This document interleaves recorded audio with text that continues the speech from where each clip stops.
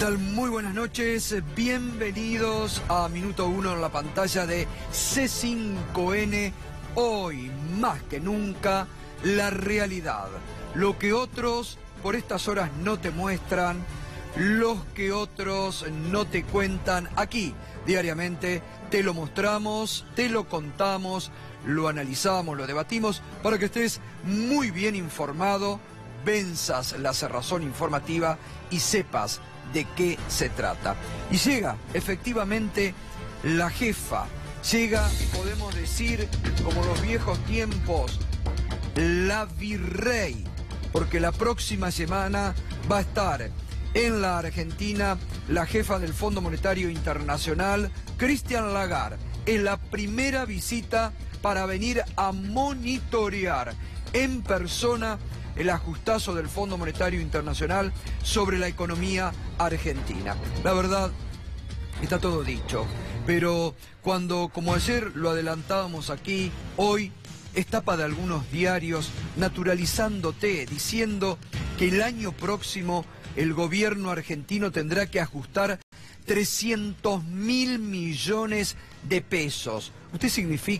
¿Usted entiende lo que es esa cifra? Por allí ni a usted ni a nosotros nos entra en la cabeza, pero tenemos que empezar a pensar lo que significan 300.000 millones de pesos en ajuste. Que llegue Christine Lagarde, la virrey, la jefa, a monitorear, es una vergüenza. Es una vergüenza, debería ser una vergüenza para toda la dirigencia de la República Argentina.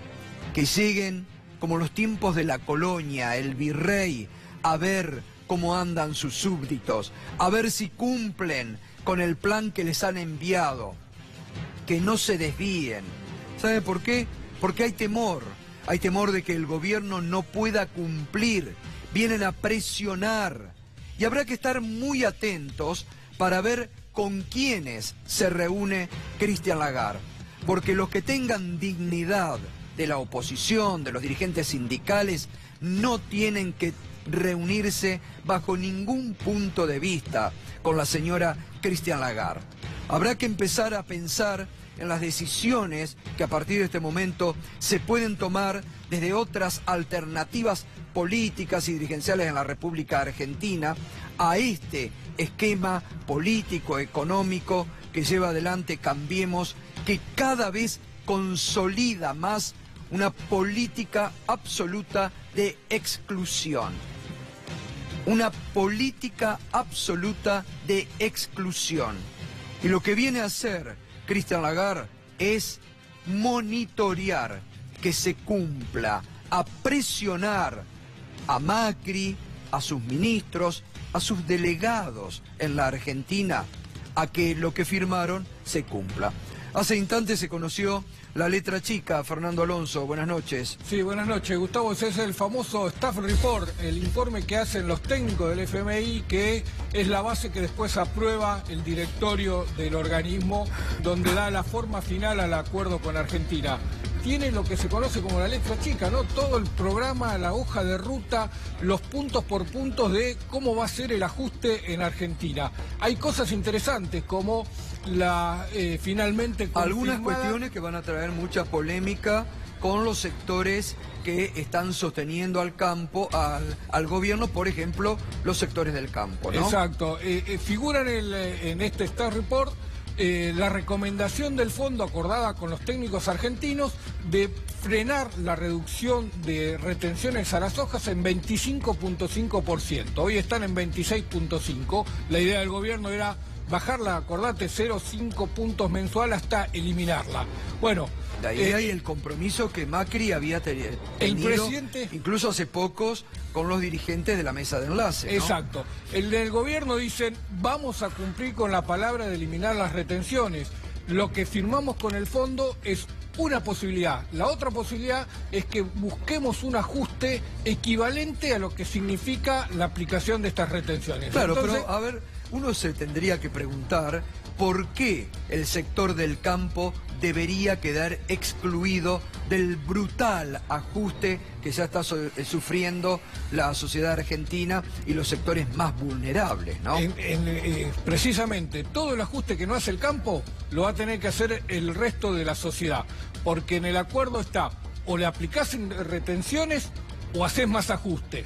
El gobierno va por la vía del más ajuste. 100.000 millones extra que dicen van a salir de los subsidios al transporte y a la energía. Es decir, va a haber una eliminación más rápida de todos los subsidios. Bueno, pero esa es otra de las exigencias. Exacto. Esa es otra de las exigencias del fondo. Eliminar subsidios al transporte y a la energía. Bueno, ¿no? pero había una hoja de ruta, eliminarlo hasta el 2021. Bueno, va a ser mucho más rápido. El próximo año no va a haber más subsidios.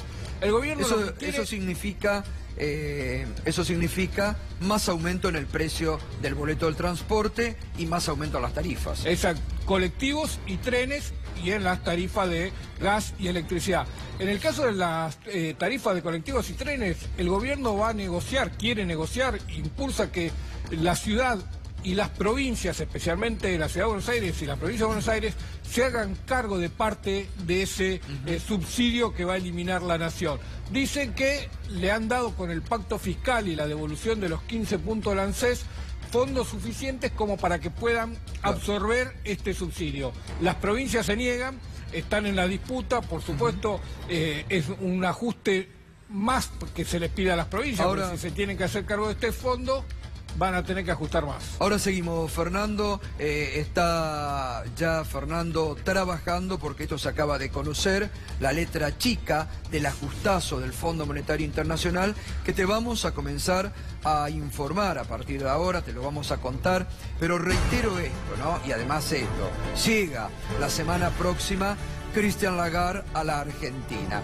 Llega a monitorear en persona que el ajuste se haga, llega a presionar y tratará de reunirse con dirigentes sindicales, con dirigentes de la oposición. Por eso digo, hay que estar muy atentos para ver quiénes en la Argentina le abren la puerta a Christine Lagarde. Porque la verdad es muy poco digno, la verdad que da un poco de vergüenza ajena que te vengan a monitorear, a exigir, a decir esto es lo que tenés que hacer. Mire, los puntos, la letra chica de este acuerdo con el fondo realmente vuelve sobre algo que acá nosotros ya venimos adelantando desde hace mucho tiempo. Ordenan liquidar los fondos de los jubilados. Atención, jubilados, presentes y futuros. Ahora lo va a ampliar Fernando. Pero ya, lisa y llanamente, ordenan liquidar el Fondo de Garantía de Sustentabilidad del ANSES. Entonces, realmente es cada vez más tremendo cómo se va evidenciando el ajustazo del gobierno. Reitero, esta cifra, 300.000 millones de pesos de ajuste, significa que realmente vamos a estar todos ajustados, todos exprimidos en la Argentina en los próximos meses. Y con una recesión que va a ser galopante, porque todos los sectores ya la están preanunciando.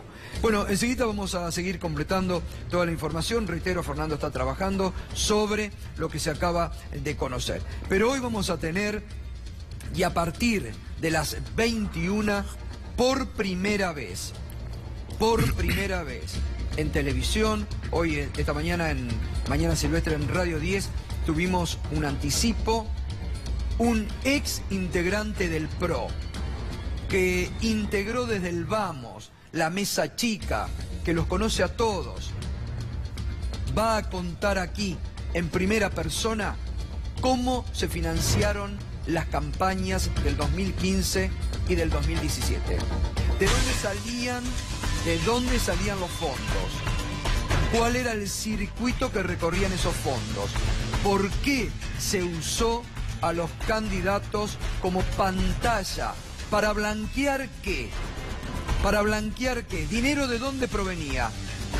Todo lo va a contar esta noche Osvaldo Marasco, ex candidato a intendente de Ituzaingó, de Cambiemos, que además estuvo a punto de ser intendente en Ituzaingó, pero que forma parte, reitero, de la mesa chica de decisiones en el PRO inicial, que los conoce a todos. Y va a contar, con nombre, apellido, direcciones, dónde se reunían, cómo eran las directivas. Bueno, atención, y atención a la justicia, atención al fiscal Dilelo, que está trabajando en esto. Preste atención a esto porque le va a ser de mucha utilidad. Y no nos queremos olvidar, porque desde el gobierno, desde Cambiemos, intentan subestimar, intentan naturalizar, como hacen habitualmente. Pero a ver, no nos olvidemos, ayer se lo contamos aquí, Miguel del Cel, candidato a gobernador, la estrella del PRO en el 2011, fue condenado esta semana porque no pudieron decirle a la justicia electoral de dónde salieron los fondos de la campaña del 2011. Ojo, es un antecedente para lo que ahora comienza a investigarse en la provincia de Buenos Aires. Y la dirigencia opositora, que parece que se va despertando y que parece que va conociendo los hechos que se están denunciando en la actualidad y que empiezan entonces también a no solo a advertir sobre lo que ocurrió, sino a movilizar a través de denuncias estos hechos. Margarita Stolbizer hoy se refirió a los aportantes truchos de Cambiemos. Que esto tenga también algún correlato en una acción de la justicia que sea sancionador y ejemplarizador para que las cosas no pasen como tantas otras en nuestro país como si nada. Que a mí me llama mucho la atención la propia gobernadora hablando ayer de las lagunas de la ley, y lo cierto es que la ley está y la ley no se cumple. La verdad es que acá no hay una laguna de la ley, que es lo que facilita la comisión de este tipo de bestialidades o de delitos. Lo que hay es una violación flagrante de las normas, en este caso una violación que hacen los mismos funcionarios del Estado, ¿no? Es obviamente muy llamativo y reprochable que quienes fueron los candidatos más votados en la última elección hoy estén eludiendo dar una respuesta frente a este tipo de situaciones, porque cuando Caña dice voy a contestar en la justicia, bueno, obvio, y esto es su obligación, pero la verdad es que todos los ciudadanos necesitamos y exigimos una respuesta de quienes fueron candidatos, y fueron candidatos prometiendo una cantidad de cosas que hoy estamos viendo que no cumplieron. Esto es lo que está demostrando en mucha gente de este gobierno un doble estándar y una doble moral, ¿no? Además, la descalificación que hizo ayer Vidal diciendo se trata de una denuncia kirchnerista, pero a mí me parece realmente un papelón, una cosa tan impropia de un funcionario. Nadie podrá decir que yo voy a defender al kirchnerismo. Muy bien, ya está en nuestros estudios Osvaldo Marasco, ex candidato a intendente de Ituzaingó, de Cambiemos. Él comenzó en el PRO y a partir de las 21 vamos a tener mucho tiempo para hablar con él, pero le quiero preguntar, buenas noches Osvaldo y gracias por venir, sobre todo gracias por animarse a dar un testimonio. ¿Hubo un modus operandi en el PRO que ahora está saltando para la financiación de las campañas electorales del 2015 y del 2017? Y sí, se está empezando a ver.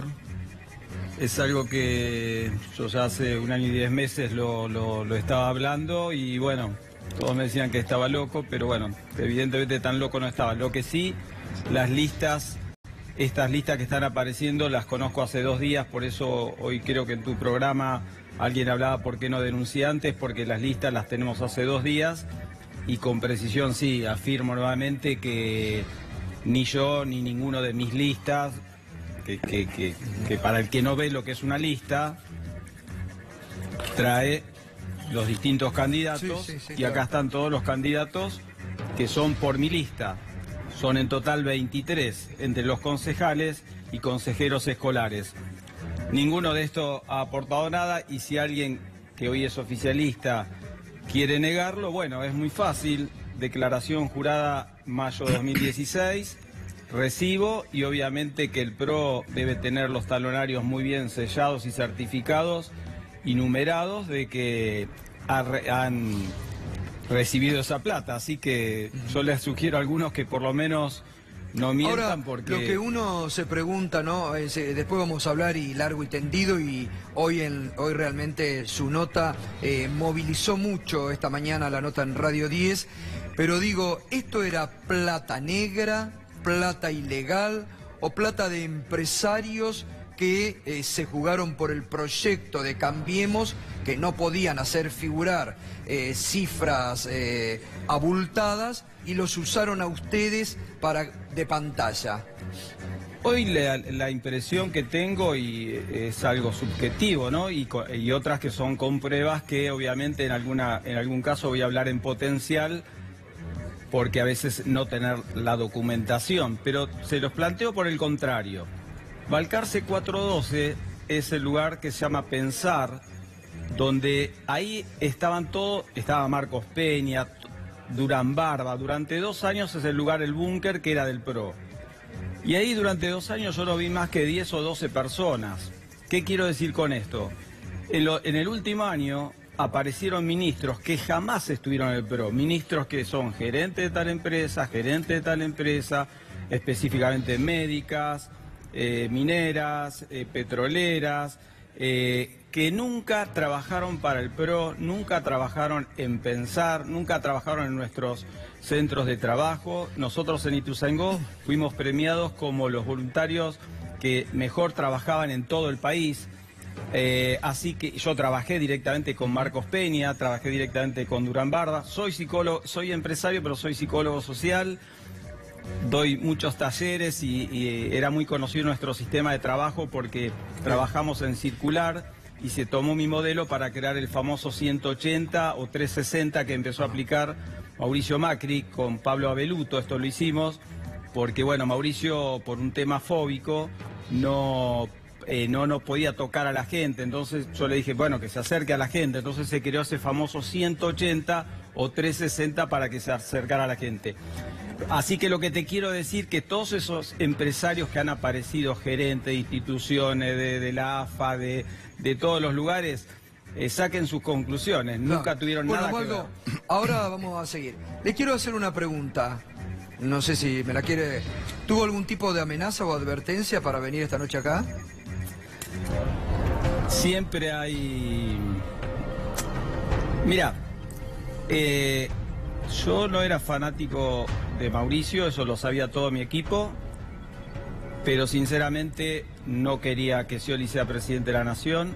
Mi equipo esto lo sabía, creía en un cambio, a partir del cambio de uno mismo, porque es fácil pedir el cambio a los demás y no uno mismo, que uno ha cometido errores a través de la vida. Pero digo, sí. ¿Tuvo algún tipo, ahora sí, después vamos a tener tiempo, ¿tuvo algún tipo de presión para que no venga? Sí, obviamente. Bueno, obviamente. Ahora después nos lo va a contar. Directa e indirectamente, bueno. Sí. Bueno, pero se anima a dar la cara y va a contar cómo fue todo el desarrollo. Hoy fue una nota de media hora, lo que nunca hacemos en radio, media hora, porque realmente no podíamos parar de los datos que aportaba y que tiraba. Enseguida Osvaldo Marasco, Gracias. Enseguida vamos a estar con usted.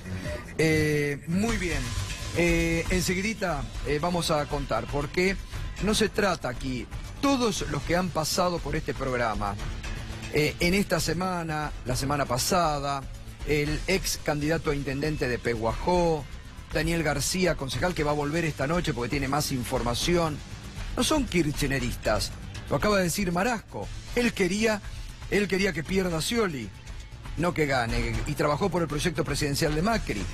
El ex candidato a intendente de Pehuajó es radical histórico en Cambiemos. García abandonó el peronismo para sumarse al PRO. Las listas son de todos candidatos, concejales, exintendentes, consejeros. Mire, en las últimas horas, diagonales.com, que también viene realizando una exhaustiva investigación, dio a conocer más nombres que se suman. Más de 20 ex candidatos de Cambiemos negaron haber aportado dinero a la campaña del 2015. El escándalo de los aportes truchos con la utilización de datos personales de ex candidatos locales de Cambiemos está presente en 81 municipios.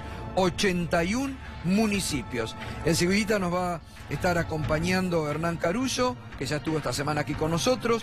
Viene con más información, con nuevos testimonios de toda la provincia de Buenos Aires, de toda la provincia de Buenos Aires. Como así, ayer usted conocía el testimonio del concejal actual de Cambiemos, de General Villegas, Martín Micucci, actual concejal de Cambiemos, que también salió a denunciar: yo aparezco en las listas con 38.000 pesos que nunca aporté. Otro decepcionado y otro que estaba analizando retirarse de Cambiemos. Después también vamos a escucharlo. La producción ha estado trabajando, está terminando. Vamos a hacer un informe donde vamos a reunir todos los testimonios y después vamos a ir con Marasco para que nos cuente con lujo de detalle cómo era. Por eso le digo al fiscal Dilelo, a los integrantes de la justicia, estén atentos a lo que van a escuchar esta noche. Les va a servir. Y además enseguida Pedro Brigger, tal vez ya nos podés decir Pedro, nos va a ilustrar sobre lo que acaba de ocurrir en España, porque el Partido Popular tuvo cientos de denuncias sobre la financiación en sus campañas, que hace poco termina con la caída del primer ministro Rajoy. Tal cual, Gustavo. Recordemos que ya hace cerca de 10 años que se descubrió una trama conocida como el caso Gürtel. Gürtel es cinturón en alemán o correa. El nombre lo puso la policía por el nombre de la principal figura, el cráneo de toda la operación monetaria, que se llama justamente Francisco Correa, condenado a 51 años de prisión. Recordemos que hay 29 condenados, sí se escuchó bien, 29 condenados después de años que el Partido Popular negara la trama de corrupción ligada al partido, que estuvo manejada, entre otros, por el tesorero del Partido Popular, de nombre Luis Bárcenas, que fue condenado a 33 años de prisión. Entre Bárcenas y Francisco Correa manejaron toda la trama de financiamiento ilegal. En este caso no se trató de personas que firmaban avales, militantes que no sabían lo que estaban firmando. En este caso hay una trama dentro del partido, con conocimiento de las más altas figuras del partido, aunque Rajoy siempre negó que supiera algo al respecto, pero que tenían lo que se llamaba la caja B. A través del financiamiento de obras públicas recaudaban, iban derivando una parte del dinero al partido. Ustedes recordarán que hace unos días yo les conté que el Partido Popular, para defenderse, decía que recaudaba mucho dinero de los militantes y que tenían cerca de 800.000 militantes. Pero yo les dije que los que votaron en la interna fueron apenas 60.000. Muy pocos los que votaron en la interna. Justamente en los medios de comunicación españoles dijeron, pero un momento, no eran 800.000, ahora resulta que en la interna votan solamente 60.000. ¿De dónde salía todo el dinero que tenía el Partido Popular? Bueno, en gran medida de este financiamiento ilegal a través de empresarios. El tesorero del partido iba drenando de diferentes instituciones. En este caso uno puede pensar también cuántas de estas ONGs ligadas al partido podían estar recaudando de diversos lugares e ir derivando el dinero hacia el partido. Como bien dijiste, Gustavo, esto terminó con la caída del presidente Mariano Rajoy.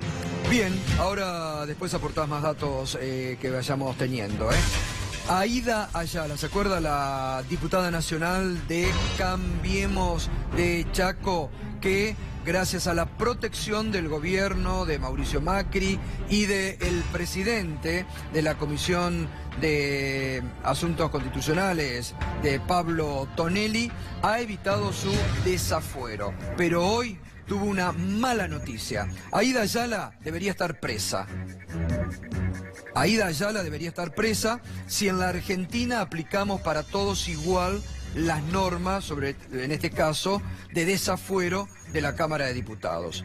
Porque cuando la justicia pidió el desafuero del diputado Julio De Vido, el Congreso inmediatamente, sin siquiera pasar por comisiones, se reunió y se los dio. En este caso, la justicia pidió el desafuero de la diputada nacional Aida Ayala, que está procesada por gravísimos delitos, ya está procesada. De Vido ni siquiera tenía proceso. La diputada nacional Aida Ayala ya está procesada por la justicia federal y por una maniobra política de protección del gobierno evitaron ese pedido de desafuero sea tratada en la Cámara de Diputados. Bueno, malas noticias para la diputada Aida Ayala y para Cambiemos, porque la Cámara de Casación Federal hoy ordenó justamente esto, Aida Ayala cada vez más cerca de la cárcel, un mes después de que sus compañeros de bancada rechazaran en la Cámara Baja el desafuero de la legisladora radical. La Cámara de Casación revocó esta tarde la exención de prisión de la chaqueña Aida Ayala. La oposición había denunciado el caso como una nueva demostración de la doble vara del oficialismo. Es decir, Aida Ayala hoy, a partir de este fallo, debería estar presa. Pero claro, como tiene fueros, como tiene la protección del gobierno, la misma protección que el gobierno le está dando a José Barisco, el intendente de Paraná, procesado por la causa de narcotráfico, no dieron el desafuero. Fíjese aquí la doble vara de Cambiemos, que promete, que esta semana han estado pidiendo cárcel para exfuncionarios, pero cuando le toca casos de corrupción o de procesos judiciales graves, como el de Aida Ayala, entre otras cosas, está procesada por lavado de dinero, ya comprobado en distintos casos por la justicia y en una investigación que se está ampliando. Cambiemos protege. Entonces uno dice, ¿y dónde está la transparencia prometida por Cambiemos, por el PRO, por el gobierno, de que eran lo nuevo de la política? Si van a proteger a los propios y solo les interesa denunciar y pedir cárcel para perseguir políticamente a los adversarios, o para meter presos a dueños de comunicación, como en este caso de este grupo, porque son críticos al gobierno. Fíjense las barbaridades que ha cometido el gobierno. El miércoles tuvimos un programa especial sobre esto y sobre la justicia sospechada en la Argentina por la doble vara permanente y creciente. Reitero, después de esta decisión de la Cámara Federal, la diputada Aida Ayala ya tendría que estar presa. Pero claro, sobre todo el presidente de esa comisión, Pablo Tonelli, que se ufana en los medios de ser ejecutor de política de transparencia, evitó el desafuero. Bueno, la semana próxima se tendría que estar reuniendo el plenario de la Cámara de Diputados y, como ocurrió con el caso del diputado Julio De Vido, el plenario de la Cámara de Diputados deberá conceder el desafuero y de esa forma entonces Aida Ayala tendrá que ir a prisión. Si somos todos iguales, ¿no? Porque tal vez empecemos a ser aquellos que adhieren a Cambiemos los protegidos y todos aquellos que no adhiramos al proyecto Cambiemos o al gobierno, bueno, podemos ser pasibles de persecución en la República Argentina. Nos metemos en el tema económico. Ahora va a profundizar Fernando Alonso lo que está significando la letra chica del acuerdo con el Fondo Monetario Internacional. Pero claro, el presidente Macri está en medio de la tormenta económica. Él mismo dijo, estamos atravesando una tormenta, ratifica el rumbo y sus socios de Cambiemos, una coalición que cruje por problemas políticos, pero claro, nadie quiere asumir el tremendo ajustazo que se está aplicando y que va a ser doble a partir de los próximos meses. Fíjese, el gobernador de la provincia de Jujuy, que el martes a la noche estuvo cenando en Olivos con otros radicales, después de esa reunión salió a criticar duramente el plan económico de su gobierno, porque habría que recordarle a Morales que forma parte del gobierno de Cambiemos, ¿no? Que el ajuste también es porque él está de acuerdo con ese ajuste y comparten el ajuste, porque el radicalismo está acompañando a este gobierno y es parte fundacional del proyecto Cambiemos. Pero fíjese, escúchelo a Gerardo Morales.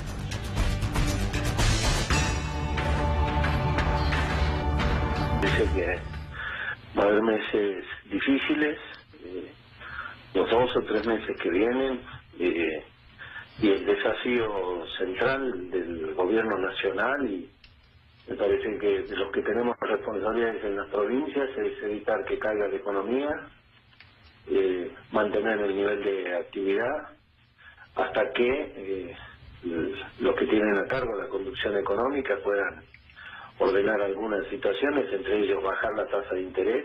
¿Está sorprendido, desilusionado, impactado con esta situación económica después de 2 años y medio de gobierno de Cambiemos? Diría que no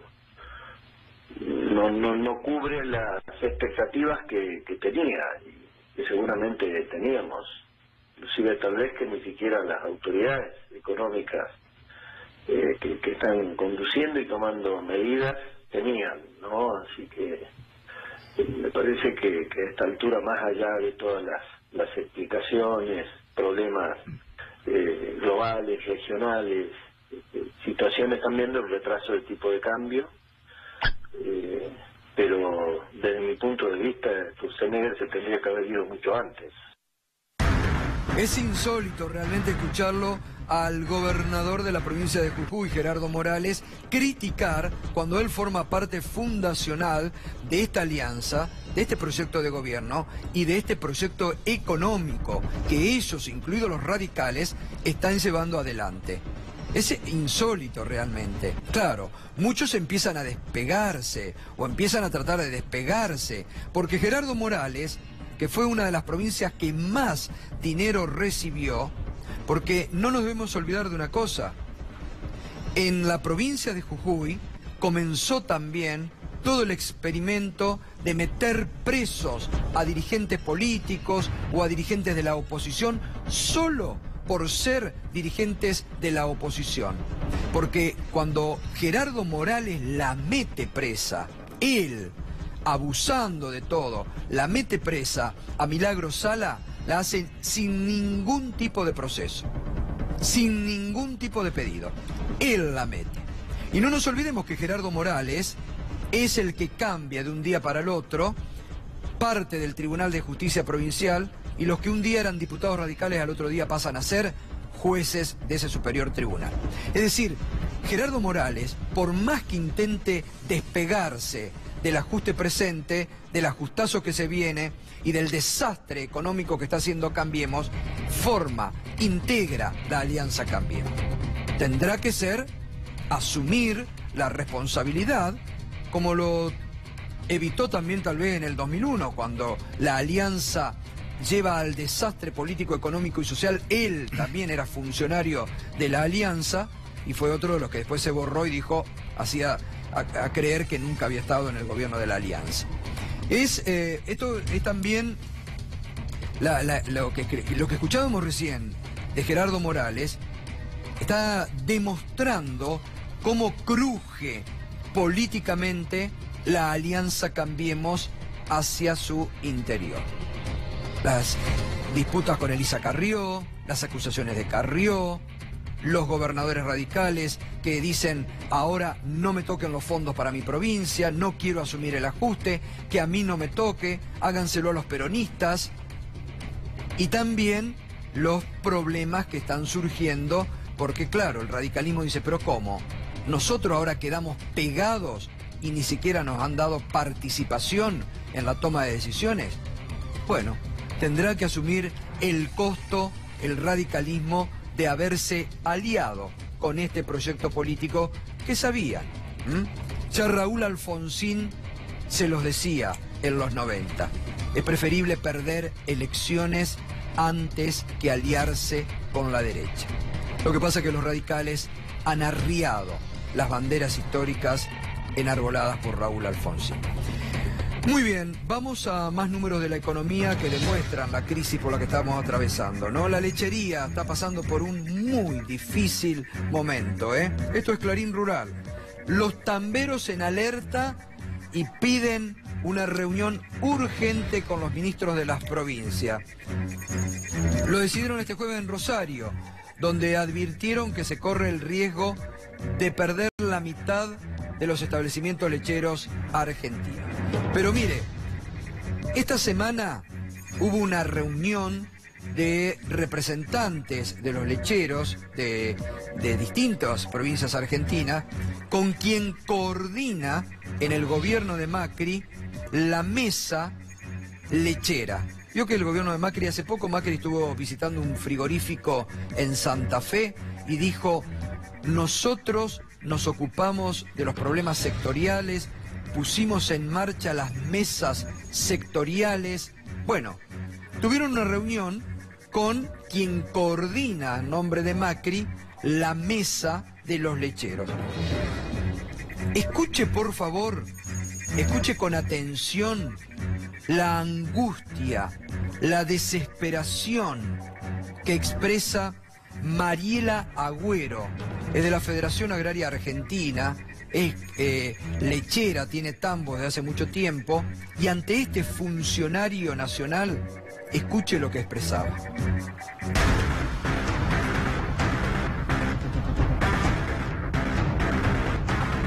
Ustedes tienen que sostener una fuerza de pedirle compensaciones a los subsidios, está en vos. Bueno, no tenemos problema. Entonces quieren hacer una concentración de productores. No. Sí, es así. No, no, mentira, no los quieren ayudar, porque si los quisieran ayudar a los productores, los estarían ayudando y no lo están haciendo. Los productores hoy están endeudados, están desapareciendo, están desesperados, no tenemos una respuesta hoy por parte del Estado. Díganos si no nos quieren a los productores más chicos, díganos en la cara. No los queremos a los productores más chicos, queremos hacer una concentración de productores. Y listo, nosotros nos abocamos a otra producción. Pero no nos podemos seguir endeudándonos así como nos estamos endeudando. Estamos perdiendo todo nuestro capital. Nos levantamos los 365 días del año a ordeñar. Nos embostamos hasta acá. Hasta acá nos embostamos para sacar el país adelante. Y no tenemos ayuda por parte de ustedes. Es hora de que nos den un salvataje de algo. Les estamos pidiendo por favor que nos ayuden. Hoy salgo de acá y los productores me van a preguntar: Mariela, ¿qué dijo el Estado? ¿Qué les voy a decir? Hoy con este tema del dólar que nos está llevando a los puestos y a los productores más chicos, y el Estado está ausente. No nos están ayudando. Ayúdennos. Tan difícil es de que ustedes nos puedan dar un precio, que nos puedan darnos una mano a los más chicos. Lamentablemente no hay un merecimiento para el sacrificio de los productores. Esa es la realidad. El precio no se da por consecuencia de arriba de una cuestión, y eso lo sabemos nosotros y queremos discutirlo desde el punto de vista de la honestidad. No vamos a fijar precio. Subsidio, lamentablemente, en esta Argentina tan necesitada, porque no solamente los tamberos están mal, sino tenemos un 30% de gente que podemos tener en pobreza. No hay. Esa es la realidad. Mariela, ¿qué querés que te diga? ¿Qué querés que te diga? Esa es la insensibilidad permanente que exhibe el gobierno de Macri frente a todos. ¿Usted escuchó la desesperación de esa mujer tambera? Dice: estamos embostados hasta acá. Estamos embostados hasta acá, nos levantamos todos los días. Necesitamos que nos tiren una mano, que nos ayuden. Y la respuesta del gobierno es: no quieran precio sostén, no va a haber subsidios, no podemos ayudarlos. Fúndanse. O como les decía el ministro Pancho Cabrera, ahora asesor de Macri, reconviértanse. ¿En qué se van a poder reconvertir cuando toda su vida seguramente han estado en el campo y han estado ordeñando vacas para sostener una pequeña economía familiar productiva? ¿Ustedes notan la insensibilidad? Es como que si le dictaran un manual. Yo me acordaba, recién cuando escuchaba a Mariela Agüero con la desesperación en sus palabras, cuando ocurrió la reunión de los familiares del submarino San Juan con el ministro Oscar Aguad. Era la misma desesperación por parte de los familiares reclamando la ayuda del Estado frente a la frialdad y la insensibilidad del ministro Oscar Aguad diciéndole, bueno, hemos hecho lo posible, vamos a ver. Daría la impresión que les dan un manual de insensibilidad para no atender los problemas de la gente. Y el contraste permanente de esta Argentina desigual. Fíjese, mientras los tamberos piden por favor, mendigando una ayuda, fíjese los que más ganan en la Argentina. A pesar de la crisis, los bancos ganan más, 14.555 millones en mayo. Los depósitos de impuestos en las entidades se mantuvieron durante ese mes, los que son en dólares se redujeron, coeficiente de morosidad del crédito al consumo y de la vivienda alcanzó el 3,4. Pero siguen embolsando. Son los grandes ganadores en todos estos últimos años, Fernando, ¿no? No solo son los grandes ganadores, sino que van a seguir siéndolo. Aunque en el Staff Report del FMI hay una advertencia de que van a seguir las tasas altas y que eso va a provocar alguna mora en los créditos. Así que hay algún temor de que se enfríe la economía. Es decir, plantean que va a haber un enfriamiento de la economía mucho más fuerte en estos próximos meses, pero además hay temor a que empiece la mora fuerte de los créditos de las familias y de las empresas, especialmente pequeñas y medianas, que no puedan hacer frente a la cuota de los créditos que tienen tomado, porque las tasas no van a bajar. Hoy estaba en 65% la tasa para descontar cheques, para cubrir cheques en descubierto, 65%. Es imposible trabajar, desarrollar una economía normal con una tasa de esta envergadura, Gustavo. Sí, pero sí, además sí. vos mencionabas el caso de los tambos. Sí. O sea que el gobierno no les quiere garantizar ni un precio mínimo ni les quiere dar subsidio. Bueno, en Estados Unidos existen subsidios y existen precios mínimos, y en Europa existen límites a las empresas lácteas, no a los tambos, a las empresas lácteas, a las que procesan la leche, para garantizar una mayor equidad en todo el mercado. Y eso hace que, si uno copiara, por ejemplo, en Argentina, el modelo europeo, la leche tendría que estar entre 15 y 18 pesos en las góndolas y no 34 como está ahora. Es decir, se pueden hacer y se pueden hacer muchas cosas en el mercado lácteo y el gobierno no las hace porque es tocar el interés de las grandes empresas que no son ya de capital nacional, porque las marcas son nacionales, pero las empresas que están detrás son internacionales, especialmente europeas, así que podrían hacer cosas y no las hacen. Hoy hubo una multitudinaria manifestación de los trabajadores del ESMATA y de la UON en conjunto frente a la Secretaría de Comercio Interior y de Industrial, de la Secretaría de Comercio, justamente pidiendo por una mayor política de incentivo a la industria, ¿no? Y al término de esa manifestación hubo un comunicado al ministro de la Producción donde dicen, podríamos decir que el mercado nos jugó una mala pasada, pero la verdad es que nos sentimos como trabajadores estafados en nuestra buena fe, siempre estuvimos abiertos al diálogo constructivo, pero no se puede dialogar con quien no tiene intenciones de corregir el rumbo. Metalpar, por ejemplo, dice está a punto de cerrar y todos lo saben, y cuando decimos todos, hablamos del Estado también. Yamaha y Honda están expulsando trabajadores porque ya no pueden competir con la importación indiscriminada de motos. Las terminales retrasan sus inversiones por la incertidumbre económica y social que impera en nuestra nación. El autopartismo no tiene un horizonte claro, producto de la indecisión de las terminales, y todo eso se refleja en programas de retiro voluntario y suspensiones. Muy duro el comunicado conjunto de la UON y de ESMATA, que realmente están en estado de alerta porque, bueno, cayó la industria automotriz, cayó la venta de autos usados, y la producción, usted sabe, de la metalurgia en la Argentina también está bastante retrasada.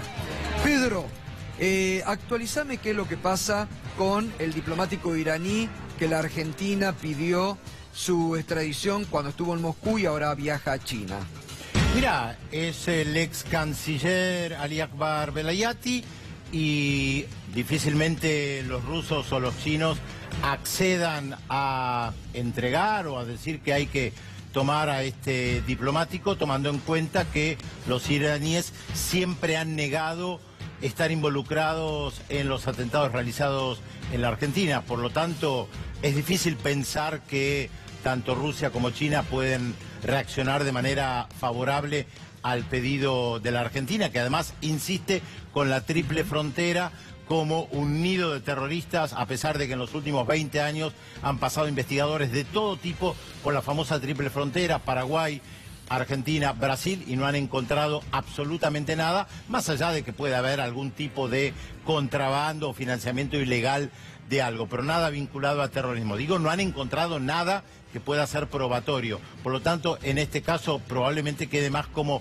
un gesto público, pensando que dentro de poco se cumple un nuevo aniversario del atentado a la AMIA. Bueno, en el año 2014, un equipo de Minuto 1 viajó a Irán. Tal cual. Fue la primera vez que un equipo periodístico de la República Argentina viajó a Irán. Se entrevistó en la búsqueda justamente de saber qué ha pasado con el atentado a la AMIA, que el gobierno actual está demorando, que no le interesa conocer en la profundidad. Hoy, por ejemplo, volvió a pedir y prestó declaración ante la justicia el ex canciller Héctor Timerman. Lo tuvo que hacer desde su casa porque está lamentablemente ganado por un cáncer galopante. Recordemos cuando el juez Bonadío le declaró la prisión, no pudo viajar de inmediato a realizarse su tratamiento a Estados Unidos porque la justicia se lo denegaba. Hasta esa crueldad han tenido, con una persona que está, él mismo lo dijo hoy, en un estado con un cáncer muy avanzado. Producto de eso tuvo que hoy brindar su testimonio, que él pidió que se lo anticipen porque Héctor Timerman no sabe qué puede pasar en los próximos días con su vida, y él está desesperado porque insiste con su inocencia y, claro, quiere, por lo menos, tal vez pensará, es duro decirlo esto, es duro decir esto, pero tal vez piensa en su fuero íntimo que si las cosas no avanzan, quiera por lo menos despedirse exculpando lo que le han inculpado grotescamente, ¿no? Memorándum en su momento aprobado por el Congreso. Claro, recordemos, claro, ¿no? El memorándum con Irán fue aprobado por el Congreso. No fue una decisión unipersonal del canciller. No. Aprobado por el Congreso y la justicia, que no convocó a ningún legislador, ¿no? Pero bueno, en esa oportunidad, en el 2014, el equipo de Minuto 1 entrevistó en exclusiva al ex canciller Velayati, que ahora está siendo pedida su extradición por la Argentina, y esto decía en un diálogo exclusivo con Minuto 1. Su opinión sobre la causa judicial que investigó el atentado a la AMIA. گفتن که اصلا ما این رو یه اتهام میدونیم و یک اتهام بدون پایه و کاذب. به آرژانتین هم نصیحت میکنیم که ابزار دست صهیونیست‌ها قرار نگیره. ¿Usted qué cree que ocurrió en la AMIA? ¿Qué cree que ocurrió en este atentado? ¿Por qué lo responsabilizaron a Irán de este atentado? برای اینکه صهیونیست‌ها در منطقه از ایران به متحدین ایران ضربه خوردن. اینجا جرئت ندارن در منطقه علیه ایران کاری بکنن و لذا دیگران رو تحریک میکنن. دشمنی صهیونیست‌ها با ایران یه امر شناخته شده. ¿Usted estaría dispuesto a declarar, a testimoniar en el juicio como se pidió en el memorándum de entendimiento entre Argentina e Irán? شما آمادگی دارید که مقامات آرژانتین بابت اینی که 20% رو ما ندادن در ایران مورد بازجویی قرار بگیرن؟ برای اینکه آرژانتین در موقعیتی نیست که اعضای مسئولین یک کشور مستقل دیگری رو بازپرسی آرژانتین چه کار است که این کارو بکنه؟ آرژانتین اگه نتونست امنیت داخلی خودش حفظ بکنه به کشور دیگر چه ربطی داره؟ No hay ningún elemento que ligue a ciudadanos iraníes con el atentado, según usted. هیچ ببینید آرژانتین متاسفانه تعداد زیادی از مسئولین آرژانتین تحت فشار صهیونیست‌ها تسلیم میشن، زیرا صهیونیست‌ها اونجا نفوذ زیادی دارن. Bueno, allí estaba Velayati, que hoy está siendo pedida su extradición. Reiteramos, única nota que concedió, única nota a un medio argentino y a un medio internacional, a un medio internacional fue esta la única nota. Ex canciller en el momento en que se produce el atentado, él era el canciller iraní.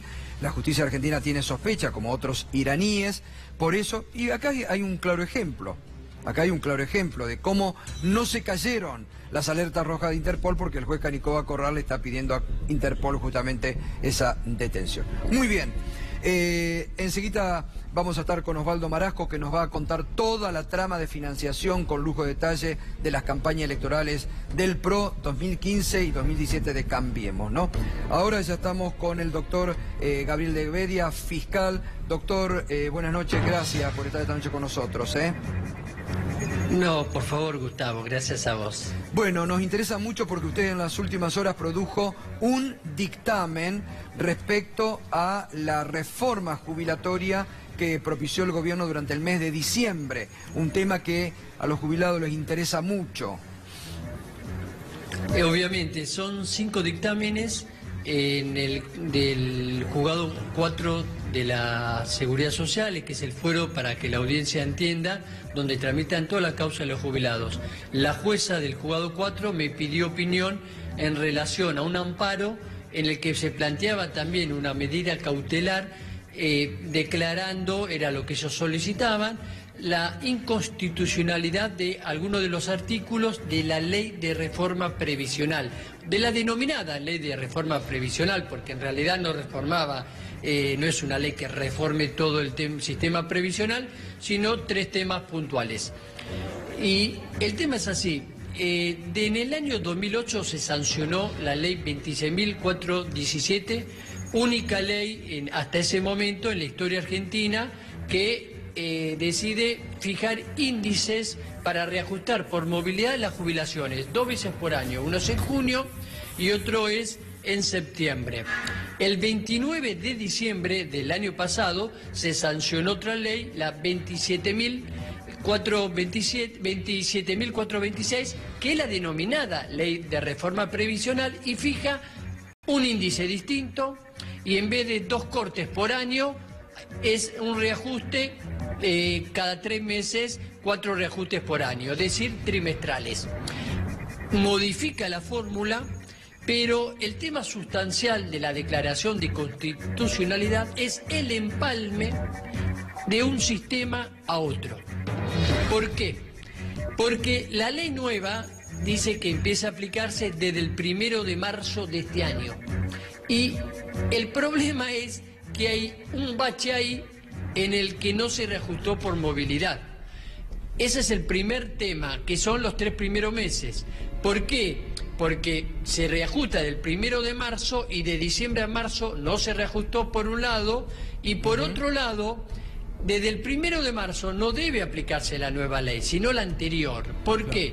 Porque las leyes no son retroactivas. Exacto. Y de ahí que en el dictamen nosotros decimos que es inconstitucional esta ley porque está violando la garantía constitucional y toda la legislación y toda la jurisprudencia respecto a la retroactividad de la ley, que es inconstitucional, lo que indica que las leyes son irretroactivas. En el día a día del año pasado siempre se iban devengando, según los índices de actualización, iban devengando y determinando el reajuste por movilidad del periodo siguiente. Esto implica que en el semestre del año pasado se iba devengando e iba empezando a ser un derecho adquirido de los jubilados para que en marzo de este año, cuando se reajuste por movilidad, se aplique los índices de la ley anterior. Y la diferencia fue sustancial porque hay una diferencia. En marzo se reajustó 5,7 y el índice debió haber sido superior. Claro. Estamos hablando de un 13,98 o 14 puntos más o menos. Es una diferencia abismal. ¿Y por qué es inconstitucional? Primero porque, como dije hace un rato, viola el principio y la garantía constitucional, y también el código, el artículo 7 del Código Civil y Comercial dice que las leyes son irretroactivas. Solamente una ley puede ser retroactiva si la ley lo dice y siempre que no afecte derechos adquiridos. Claro. Entonces, la ley ¿qué debería ocurrir a partir de este dictamen, de esta sugerencia que usted hace? Que se tenga que pagar en marzo de este año con la diferencia. Claro. Y una cosa que tiene que ver, que es esencial y muy importante, el problema también es que al no reajustar como corresponde y al no reajustar en base a la ley anterior y al estar 3 meses sin reajustes, van marcando ya un piso para los reajustes siguientes. Claro. Que ya parte de un error en cuanto... salen perdiendo los jubilados. Entonces se va arrastrando y pasa a ser como una inconstitucionalidad de tracto sucesivo. No solo instantánea, sino en el día a día, y eso hay que corregirlo. Y esto es importante que tomemos conciencia. Tenemos que cuidar a todos nuestros adultos mayores, tenemos que cuidar los haberes jubilatorios, pero también tenemos que cuidar la Constitución Nacional y tenemos que cuidar los principios que informan toda la realidad de la seguridad social. La seguridad social se rige por los principios de inclusión, justicia social, progresividad. Si uno compara una ley anterior y una posterior, y la posterior es perjudicial, hay algo ahí que no va y eso marca la irregresividad de la ley. Y por lo tanto es inconstitucional. Claro, ahí a ese punto que usted muy bien está remarcando, usted hasta hace muy poco tiempo estaba justamente en una fiscalía de seguridad social y estamos desgranando acá lo que se acaba de conocer, que es el acuerdo con el Fondo Monetario Internacional, donde ordena prácticamente liquidar el Fondo de Sustentabilidad del ANSES. Digo, ¿qué se puede hacer para preservar eso que es como un resguardo para el presente y el futuro de los jubilados? Sí, una cosita, Gustavo. Yo sigo siendo fiscal de Seguridad Social, de donde a mí me sacaron de la UFICES. Está bien. Que era la unidad que investigaba delitos de la seguridad social. Está bien. Pero como fiscal de Seguridad Social... obviamente, bueno que si hay un caso, entonces. Bueno que siga ahí. Estoy acá y subrogo una fiscalía en el Foro del Trabajo. Y acá el tema central es que tenemos que tomar conciencia que tiene que ver con las políticas de Estado a largo plazo. El Fondo de Garantía de Sustentabilidad es una típica política de Estado a largo plazo. ¿Y por qué? Porque el Fondo de Garantía de Sustentabilidad es un fondo anticíclico que sirve de reserva para poder sostener el sistema previsional y poder pagar las prestaciones el día de mañana. Y poder pagarlas con cuestiones que hacen a la calidad y a la cantidad. Y es un fondo anticíclico porque ante situaciones desfavorables de una economía, puede ser por causas internacionales, como ocurrió en la crisis del este asiático en el 2008, o puede ser por cuestiones desfavorables a nivel local. Ante esa situación tiene que haber un fondo de reserva que no se debe tocar para lo cotidiano. El Fondo de Garantía de Sustentabilidad no puede ni dilapidarse, no puede tampoco usarse para gastos corrientes, o no debiera usarse para gastos corrientes. Para gastos corrientes hay que usar todos los gastos que normalmente se vienen haciendo para pagar las jubilaciones. Pero el Fondo de Garantía de Sustentabilidad es de reserva. Y es grave, sería preocupante realmente que se pensara en un esquema que se venda o en un esquema de desfinanciar el sistema previsional, porque primero son recursos de toda la comunidad. Esto es un tema que tiene que quedar muy claro. No es solo la plata de los jubilados, no es solo la plata de los jubilados, son recursos de toda la comunidad, de activos y de pasivos, y por eso tenemos que tener acá conciencia de colectivas, conciencia de lo que es lo común para toda la sociedad. Y acá apelo a todos los que están escuchando esto, que piensen que preservar el Fondo de Garantía de Sustentabilidad no es más que diseñar políticas de la seguridad social desde lo colectivo. Exacto. Y la seguridad social no puede diseñarse desde lo individual. Somos tan sociales como individuales. Es más, hay una sinergia en común entre la individualidad y lo colectivo, como la hay también y se coimplica en el bien común y el bien individual. Y el Fondo de Garantía de Sustentabilidad son los recursos de toda la comunidad que componen el pueblo de la nación argentina. Si lo dilapidamos, va a haber problemas, pero muy serios ¿y con qué vamos a sostener el sistema? Bueno, ¿qué hacemos ante una crisis? Claro. Ante una crisis. Así es. Es muy grave. Es muy grave, muy grave. Y un temita, aún si hubiera un tema económico, hay un tema para discutir y cuando haya más tiempo podemos charlar del tema.